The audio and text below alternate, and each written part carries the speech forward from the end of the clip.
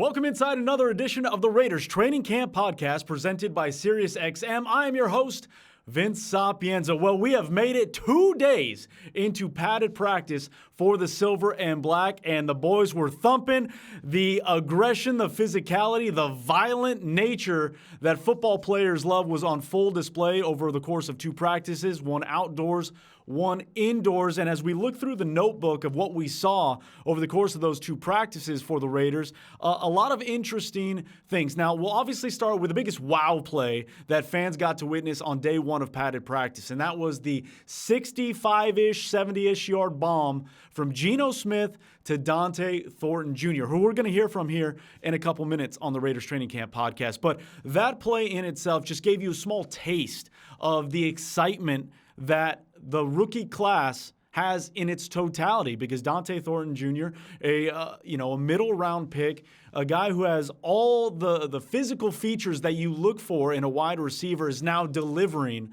at least on an early basis, here for the Raiders. And getting on the same page with Geno Smith this early has been one of those things that they're enjoying, obviously, early on, and that I don't know if it's happening earlier than they would have hoped so, but it's happening now, and that's a good start for the Raiders. But I want to stay with Geno here for just a moment, because we're seeing the process play out in real time, right? We are seeing that progress being made. I'll give you an example.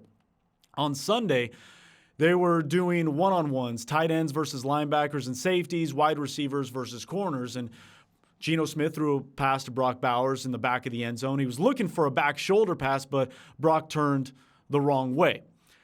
About 5 minutes later during team drills, that same exact route was run, and it was executed because they both got on the same page. And the level of celebration we saw from Brock Bowers, immediately spiking the football and then going over to Geno and having a quick conversation. Now, on the opposite end of the spectrum, we saw, it's not always perfect in training camp, and we saw that as well during red zone drills. Geno Smith looking for Trey Tucker.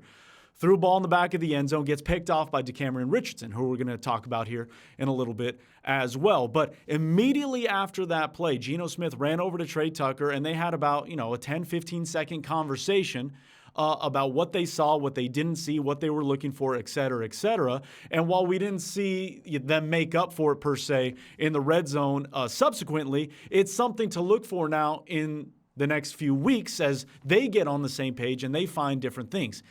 I should also point out that on Sunday that Geno Smith, like the pass to Donte Thornton in pads, made a similar deep ball throw in 11-on-11 to Trey Tucker. So getting on that same page, getting their rhythm, getting their timing has something we have seen play out in real time, and it's happening in a quicker fashion than, I think we've seen, frankly, in our time here in Las Vegas. We're seeing that quarterback wide receiver chemistry come to fruition. Now, when we talk about training camp battles, I think there's a few position groups that we looked at and said, yeah, there's going to be some training camp battles. There's one that's been maybe a bit of a surprise to most of us, and that's the one that's happening on the offensive line at center. Pete Carroll talked about how it is a real competition going on right now between Jackson Powers-Johnson and Jordan Meredith. And it has been a daily rotation of who's been taking first-team reps with the ones in Jackson Powers-Johnson and Jordan Meredith. And for those that are saying, what's going on with Jackson Powers-Johnson, the answer quite simply is nothing. In fact, it's the opposite. You should be asking, what is Jordan Meredith doing so well? So Pete Carroll talked about during the offseason about how they were looking at tape, he and the coaching staff, and Jordan Meredith was turning heads. He obviously played a lot of guard. Hasn't done much, if any, center in his career, but his profile fits what the Raiders want to do on that offensive line. Be athletic, be quick, something Jordan Meredith is very good at, and be powerful kind of at that focal point in the center. So right now, Pete Carroll said it's a very real competition, and competition's good. That's not to say one has a leg up on the other, but they're both competing. And thus far into training camp, they've been taking daily rotations with that first-team offense, so it's something we'll continue to monitor. We'll see how it plays out the rest of the way over the course of the next few weeks, because there's still a lot of time between now and the start of the regular season. One other training camp battle that continues to get a lot of love and a lot of attention, and it's one we talked about prior to training camp getting going, is in the secondary, specifically at the cornerback spot. If there's been one constant in that corner spot, it's been Eric Stokes. Eric Stokes has kind of lived up to what many have hoped for. He's a former first-round pick that had a tough time staying on the field. Injuries have plagued his career. So when we look at that secondary, Eric Stokes has kind of been the fixture. And on the opposite side, we've seen Darian Porter get a lot of run. Now, the last few days during training camp, it's been DeCamerion Richardson rotating in with Darian Porter, the rookie corner, with the ones on defense. And as I mentioned before, DeCamerion Richardson has been making some big plays. I mentioned that one in the red zone, picking off Geno Smith in the ones versus the ones during the red zone drills. But he's a guy that keeps getting rotation. The other big name to keep your eye on and keep your ear on the ground for is J.T. Woods. J.T. Woods was one of the free agents signed right before training camp, and he's a guy that fits the mold of a Pete Carroll secondary. Big, long, rangy, athletic, and fast. And he has been getting a lot of run with the twos on the defensive side of the ball with DeCamerion Richardson or Darian Porter, depending on how they were rotating. Now, that obviously leaves the odd man out, at least for this point, in Jacorian Bennett. And Jacorian Bennett, obviously, his season was cut short a year ago for shoulder surgery. He was playing through a torn labrum. His shoulder was hanging by a piece of twine, basically, getting popped in and out every time he made contact. So he's fully healthy now, but it seems to be a little bit of an uphill battle at this point for Jacorian Bennett when it comes to the reps, because we just have not seen him get the same number of reps that he has compared to a J.T. Woods or DeCamerion Richardson or Darian Porter, etc. in the last few days. As I mentioned, nothing is set in stone. Nothing is penned. Everything on the roster, the depth chart is in pencil right now. Plenty of runway to go and plenty of storylines to talk about. As Pete Carroll was asked, who are the guys that are jumping out early on in terms of padded practices during training camp? And he said Jack Besh, who has shown off his physicality, catching balls in traffic, fighting through hands. Donte Thornton Jr., who we're going to hear from here in just a moment. And on the defensive side of the ball, Jamal Adams, known for his physicality. He is healthy and ready to go, so that's good news for the Raiders defense. But the other big name to keep an eye on is Devin White, former Super Bowl champion. Pete Carroll literally said he's back to what he was prior to the injury-plagued last couple seasons and what he was doing in Tampa Bay. So Pete Carroll's been really happy with what he's seen there. And last but not least, Ashton Jeanty.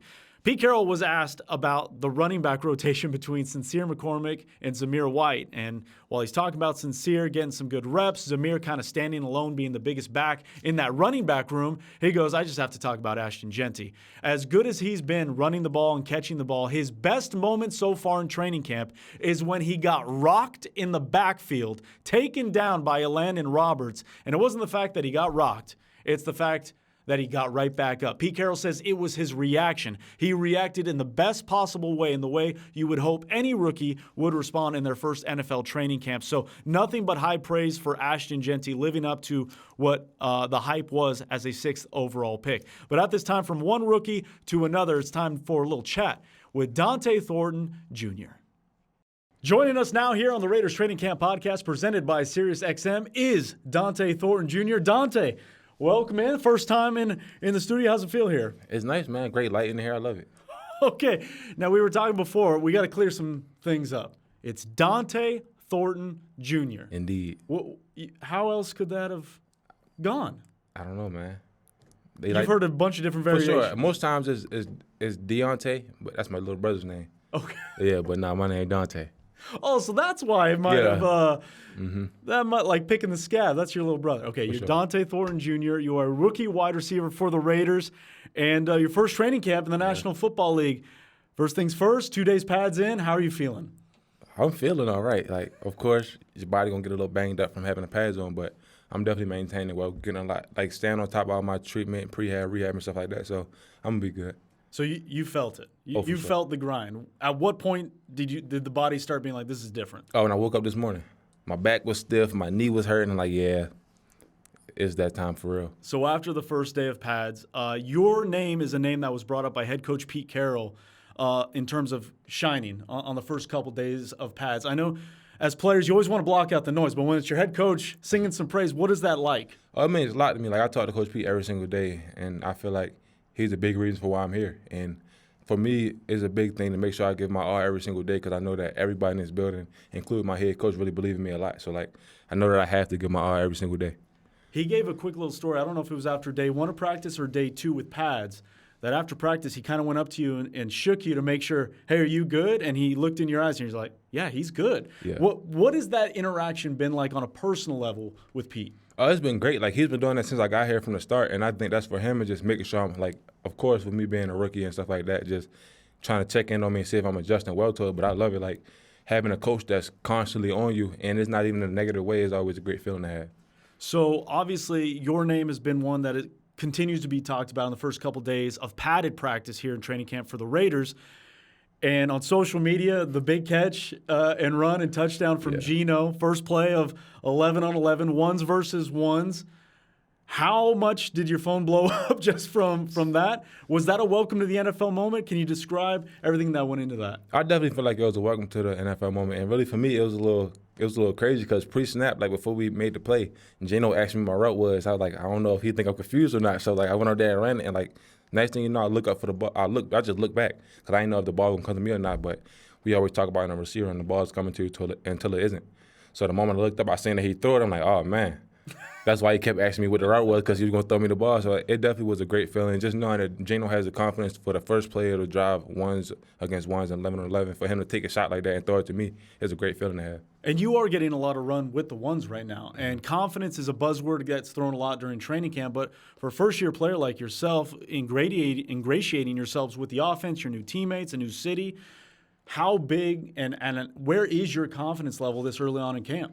I say that my confidence is really high, and from an aspect of, like, where I'm at right now is not because of me or anything I've done. Like, of course, I had to put in work to get here, but I'm right where God wanted me to be at. Mm-hmm. So I'm just really coming out on the field every single day and taking advantage of every opportunity I get and just embracing the moments that I'm out there and just the fact that I'm here because this was a lifelong dream for me as a little kid. So just knowing that I'm living out that dream at the highest level is a great feeling. So I feel like there's no reason not to have a lot of confidence. We talked about with your fellow rookie wide receiver, Jack Besh, about the transition from college to the pros and how different everything is.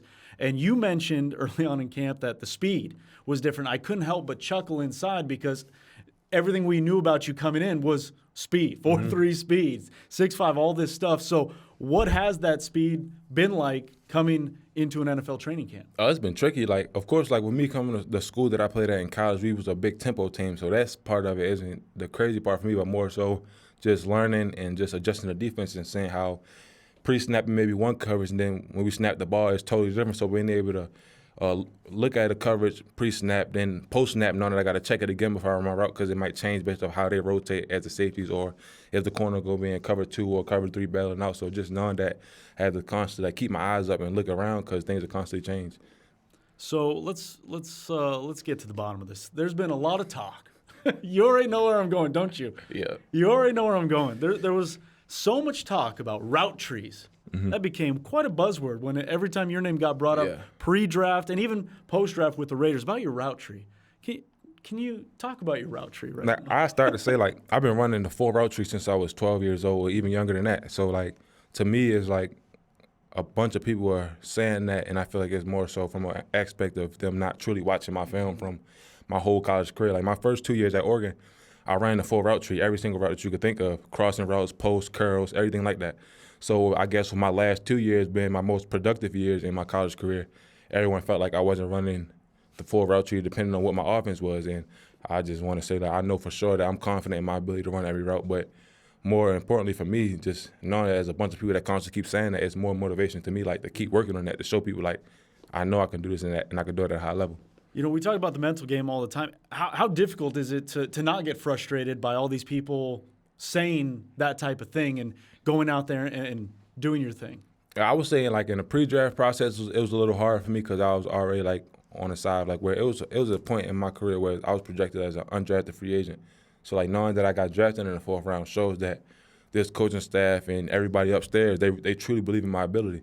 So knowing that I had that confidence from that, just going in to, like, the pre-draft process, post-draft, and then once I got here, my main mindset was just to focus on running my routes, to truly show people that I can do that. And now, and even after I got drafted, I really ain't worried about, like, yeah, they're going to say what they're going to say, but regardless, people are going to talk regardless. They're going to say whatever they want on social media because they have the freedom to do that.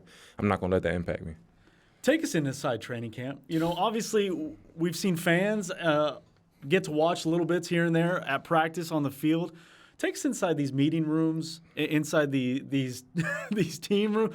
What is the vibe like? Because we see it on the field. We see it start with Pete. We see the coaches going nuts. You guys are obviously having a good time being out on the field. Yeah. But the work is really behind the scenes, right? So take us in what training camp is like behind the scenes. I say like this a brief breakdown of the schedule. We come in, do your rehab stuff, pre-practice treatment and all that stuff, get ready for practice. We go out and practice. I feel like that the practice part is the easiest part of the day, really, because we come back at the practice, a full day of practice out there for however long it is. Then you got to come in, we got meetings from 1 p.m., and we don't get finished with the day until like 6:30-ish. So it's a long day. Like, you got to be able to sit in those meetings and, yeah, we in there watching film, so you can easily engage with those. Like, yeah, you may be tired, but just knowing that if you feel like you had a good practice, you're gonna be excited to go in there and watch film. Even if you had a bad practice, you're still going to be excited to go in there and see what you did wrong and how you can fix that and learn from it. So, like, even though it may be long days and very tiring, like, for me, I love it. Like, I get to be around a bunch of people that have the same goal as me, that's going out there on the field and giving the best they can so they can win. So, for me, it's like getting that competitive edge with learning more. You're really just being able to lock in with football and just constantly keep learning more and more. Like, every single day, I watch them at the practice, and I take small things from each and everybody that's in the receiver room, and even different position groups. Like, I watch Jacoby every single day. And, like, 2 practices ago, he did a release. And I told him, like, I'm going to start doing that. And the next day we came out, I did it the whole practice, and it worked. So, like, just knowing that I can watch other people and learn from the film that I'm watching shows me that, like, I can constantly keep learning every single day. Yeah, you talk about those long days. Who are you leaning on those long days? Because, again, everybody here loves football, right? So there's an understanding there. Hey, we love football, but they are long days, right? Yeah. So who are you leaning on to keep you locked in, to keep you focused on the right things, learning how to be a pro early on in your career? Oh, I say in terms of, like, learning how to be a pro, for sure, I lean on Trey Tucker and Jacoby a lot, but also Justin Shorter, like, in the meeting room and specifically for receiver meetings, we sit right next to each other. So we always give each other energy, whether that's 7 o'clock in the morning or 5 o'clock in the afternoon. So, like, having him next to me and knowing he's a guy that has a lot of energy, it makes me want to be upbeat and have a lot of energy also. Everyone got their seats? Yeah. How quickly did you figure out your spot? Because that's always a part of it, right? No, for sure. I sat in the first open seat I seen, really. And, like, from that moment on, that's your locked in seat. Like, even when we go to team meetings, everybody's sitting in the same exact seat every day. So if you weren't comfortable, you better get comfortable. Oh, for sure. Talk to me a little bit about your rookie class as a whole. It feels like there's a lot of expectations, not just on you, not just on the Ash, but as the collective, right? There's a lot of hope and high aspirations. How have you guys come together as a rookie class? Not just the drafted guys, but the undrafted guys as well. I say to start, like, I love those guys. Like, every single day, like, even when we came in for rookie minicamp at OTAs, we were the only ones here. Like, we leaned on each other a lot because we all had the same goal of trying to do whatever we could to make the team or whatever it was. And, like I said in the beginning of just talking about this, like, I love those guys. Like, every single day, there's never a time where I can come in. If I'm feeling down, it's always somebody trying to pick me up. And the number one person I say is Caleb Rogers. There's never a time where I'm on the field and he don't, like, if he even if he feel like I might be down, he first person, come on, we got to go. Right. Shake my hand. And he do that every single day. And, like, we have a group chat where we send, like, I feel like our room or just the rookie class in general, like, we're big men of faith. Yeah. So, like, we have a group chat with all the rookies and stuff like that, and we send, like, prayers and stuff in there every single day. So I feel like that is another thing that helps us grow closer to each other. That's amazing. Before we let you go, I know there's preseason. You got to get through the rest of training camp. Have you let your mind wander to that first game inside Allegiant Stadium amongst Raider Nation? Again, you had a small taste of it at training camp with the big touchdown on day one of pads. Have you let your mind wander to get to Allegiant Stadium yet? Oh, yeah, I definitely think about it all the time because, like, who wouldn't? Like, it's my first year in the NFL, so, of course, I'm going to let my brain and mind wander on down the season or to when the game starts. And, of course, I feel that's a big part of that is just trying to imagine yourself making those plays and stuff like that so they can come into fruition. So I definitely think about that a lot. He is Donte Thornton Jr., Raiders rookie wide receiver. Donte, thank you for joining the Raiders podcast, training camp podcast presented by SiriusXM. look forward to the rest of training camp, the preseason, Definitely. and the regular season. Best of luck. I appreciate you. All right, that is Donte Thornton. And if you want to check out Donte Thornton Jr. and the rest of the Raiders at Allegiant Stadium, you have a chance to do so on Saturday, August 2nd at 1 o'clock. Tickets are going for $5, but 100% of the proceeds will go to the Raiders Foundation. Visit Raiders.com/open practice for tickets and details. This has been the Raiders Training Camp Podcast presented by SiriusXM. We'll see you next week.